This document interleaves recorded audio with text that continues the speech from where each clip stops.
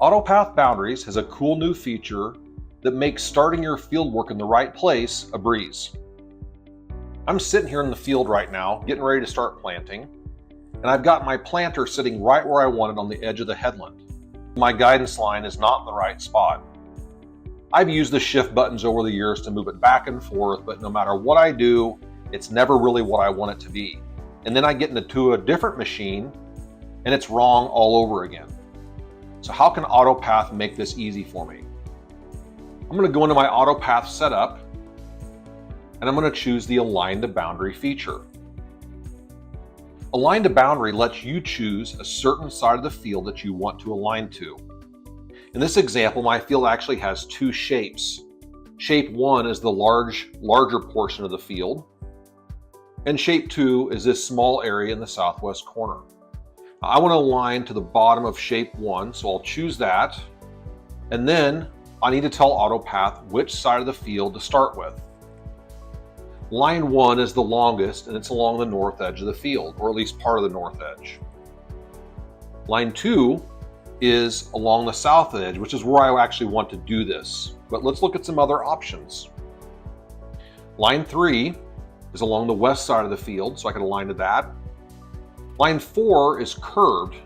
However, the dots or the alignment points for this would be at the very edge, so it would create a straight line in that sort of heading angle. We do not support curves yet in AutoPath Boundaries. Look for that in a future release. And finally, line 5 is over there on the east side of the field. So I want to use line 2, and it gives me an A and B point, the start and the end of that side of the field boundary. It also gives me the initial heading angle, 269.7480. That's very precise, aligned to that edge of the field. However, I want to edit my A and B point slightly, and I also have a magnifying glass.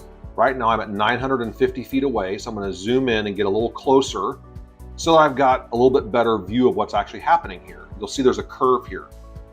I can use my clockwise and counterclockwise buttons to move this dot along the edge of the field boundary. If I go clockwise, it goes in a clockwise manner, and I get kind of off of that curve there, and now I'm on the straight portion of the boundary. Pretty happy with that, so I'll say okay. I'm going to do the same thing to my B point. In fact, I'm going to zoom in here. I want to make sure it's also on the very flat side of the field and not getting kind of impacted by that curve. So I'm going to go a little bit, wrong direction, a little bit counterclockwise around the field. And now I've got my A and B points where I want. Now I have 269.7551. Let's take a look at how that works now. I'm going to choose my Align to Boundary AutoPath as my guidance line type. And what do you know? That Align to Boundary has placed the guidance line automatically within 2 inches of where I wanted it to be. I could do some small shifting here if I wanted to, but this is so close we can probably just get started. AutoPath's Align to Boundary feature is going to make getting your field started very, very easy. So try it out and see what you think. AutoPath Boundaries creates guidance tracks in the headland area of the field, shown here in blue. The headland area is the area between the pink field boundary and the yellow dashed headland line. You'll notice that those guidance tracks follow the shape of the boundary. On the north side with a straight boundary, you get straight guidance tracks. On the south side of the field, however, with the curved field boundary, the guidance tracks are also curved, providing accurate guidance along the edge of the field, even if it's not straight. You will need to set up your headlands in the Fields and Boundaries app to ensure that AutoPath gives you the proper number of guidance tracks around the edge of the field. In this example, I've chosen a constant offset of 120 feet. Let's see what that means. As we zoom into the corner, you'll see that that 120 feet is showing the distance from the pink field boundary to the yellow headland line. So as that number gets bigger or smaller, that will move that headland line closer to or further away from that pink field boundary. In order to get the proper number of tracks around the edge of the field, you'll need to know two numbers. What is the offset that you have for your headland, and what is your track spacing? In this example, I have a headland offset of 80 feet. I also have a AutoPath track spacing of 40 feet. So doing some quick math, with an 80-foot headland and a 40-foot guidance track spacing, I'll get 2 guidance tracks around the edge of the field. This works out nicely, but that's what I need. Now in this example, I've increased the headland size from 80 feet to 120 feet. However, the track spacing still remains at 40 feet. So, with a 120-foot headland and a 40-foot track spacing, I now have 3 even guidance lines around the edge of the field. What happens, however, if your headland size is not an even match to your track spacing?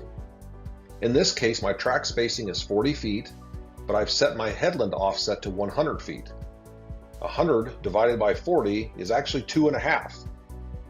So AutoPath is going to create 3 guidance lines. 2 of those take the full 40 feet of working width, and the third line is going to give you the remaining 20 feet, that leftover. We recommend that when you're setting your headland size up for AutoPath, that you always use an even number that goes into your track spacing for the best performance. Here's a chart that shows the different headland sizes that you would need to enter to get a specific number of passes based on some different track spacings. If we look at the very bottom of the chart, if I have a 60-foot track spacing and I want to have 3 passes around the edge of the field, I will need to have a headland that is 3 times 60 or 180 feet. So the easiest way to determine your headland size is to take your AutoPath track spacing in feet and multiply that by how many passes you want to take. That number is the size of your headland. If you're running a custom track spacing, in this example, 26 feet 9 inches, you simply need to multiply that by how many passes you would like to have around the edge of the field to get the correct number of guidance tracks. So if I want 3 and my track spacing is 26 feet 9 inches or 26.75, I would multiply that and get 80.25. I would enter that amount into my offset. And don't forget, there is a calculator built into your display. So if you need a little help here, you can use that or the calculator on your phone and get the precise headland width to get the precise number of passes that you're looking for. If you're interested in advanced shifting to support inter-row seeding or planting between last year's stubble, AutoPath Boundaries has some powerful shifting features to make this very easy. Shifting can be found by going to the AutoPath Setup and clicking on the Shifts tab. You'll notice that there's 2 boxes here, one for boundary shifting and the other one for shifting the field lines. Boundary shifting allows you to move the lines that are in the headland area either inward or closer to the middle of the field by a certain dimension, or you can also move them outward, which makes those lines go closer to the edge of the field. This allows you to work outside of the field boundary area. I can also clear those shifts and go back to my original position. Let's take a look at where I'm currently sitting. Right here, I'm on the edge of the field, and you'll notice I'm exactly on top of my guidance line. I go back into my shift, and I shift these lines by 15 inches inward. Now when I go back to my run page, you'll notice that the tractor is actually sitting 15 inches to the right of that guidance line. And it does this all the way around the edge of the field. So now the machine would be operating 15 inches closer to the middle of the field than it was before. I can also go back in and make this shift an outward shift. And we'll make this one a little bit bigger. We'll do 30 inches. Now when I go back to my run page, you'll notice that the guidance line has moved to the right side of the machine by 30 inches. By operating on this guidance line, the machine will operate outside the field boundary. However, some people like to do this. If there's no obstacles, they can use this to spray a little bit outside of their field boundary. Just remember that the headland shift works only in the field headland area. Now, I'll drive the machine over into the field area and we can see how field line shifting works.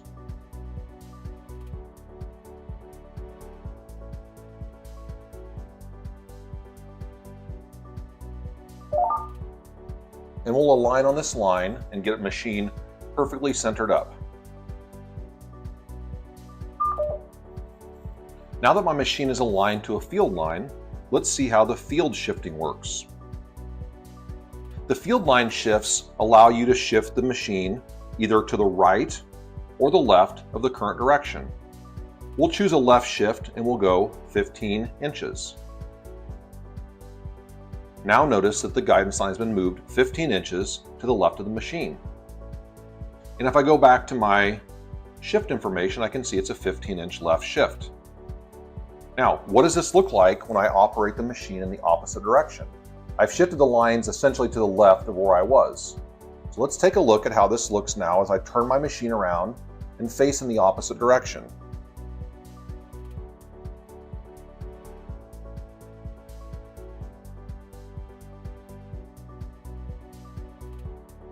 And we'll just get pretty close and see how our shift information looks.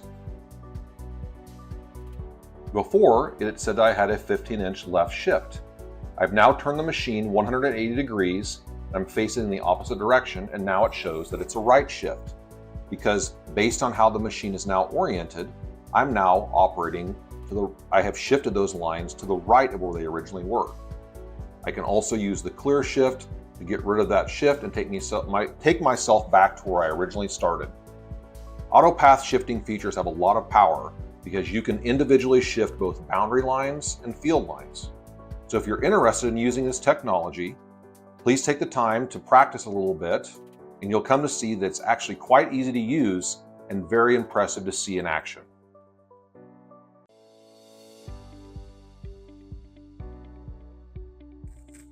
If you're already using guidance tracks in your field, but you'd like to start using AutoPath Boundary, we have an easy way for you to get started. You'll notice I'm sitting in the field exactly on top of one of my north-south AB guidance lines that I've always used. Those guidance lines all go in the same direction. And I really like using those lines because I know where they're at, but I'd like to take advantage of guidance in the headland area as well. To do this, we're going to use AutoPath, and we're going to use that existing guidance track to give you those field lines in the same place you've always had them. Right now you'll notice I'm using my north-south 0, but I also have two other options, a 95-degree heading and a straight east-west 90. I'm going to choose AutoPath and click my Edit button, and I'm going to choose From Existing Track. This option allows me to select any of those guidance lines for the field that's already loaded on this display. When I do that, a list of all available lines pop up. I'm going to choose that same north-south line I was already using and press OK. AutoPath gives me a preview of what that will look like, and now I'm simply going to select that as my current line type. Notice what AutoPath has done for me. My tractor is still perfectly aligned to that AB line because all the lines in the field area, all of these tracks, are built from that existing AB line I've always been using. However, in the field area, or the headland area, you'll notice that now I have tracks that match both the edge of the field going north to south as well as this east to west boundary. So, if I'm already using guidance tracks that I like, I can simply import those into AutoPath Boundary and enjoy not only those tracks, but also the benefits of headland tracks that match the shape of the field boundary.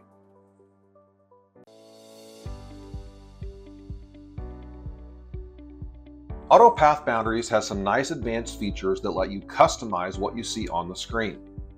You'll notice here in my field view I have lines for the field area as well as the headland area. If I go into my AutoPath map preview and I touch the top white bar, you can see I have visibility to show either all tracks, field tracks, or headland tracks. So I'm going to use my Show Field Tracks Only, and you'll notice on my preview that now only the field tracks are available and all of the headland ones have been hidden. And back on my run page, I see the same thing. Only field tracks, no headland area tracks. Now I can go back in here, go to my map preview, and I can adjust this to show only the headland tracks. When I do this, you'll notice in the preview that only those headland tracks exist. The field ones have just been hidden, so they're not available. And so if I go back to my actual run page, you can see no longer do I show the field tracks, only the tracks in the headland area. I can also go back in here and I can adjust the length of the track extension. Currently it's set to 65.61 feet, which is 20 meters, and that's the default length of the track extension. So that is any of these extra lines that are sticking out to give you a little bit more room to acquire on the proper line. This is default. I can change this down to as little as 0 feet. And if I do this, I'll remove all the track extensions. When I go back to my preview, you'll notice that none of those extra lines exist. I can also make this a lot longer, up to 300 feet. And by doing that, now every line will have a 300-foot extension. As you can see, they're now very, very long. So again, the default is 20 meters. You can set this to whatever distance that you like, and it will make all of those tracks have that length of an extension.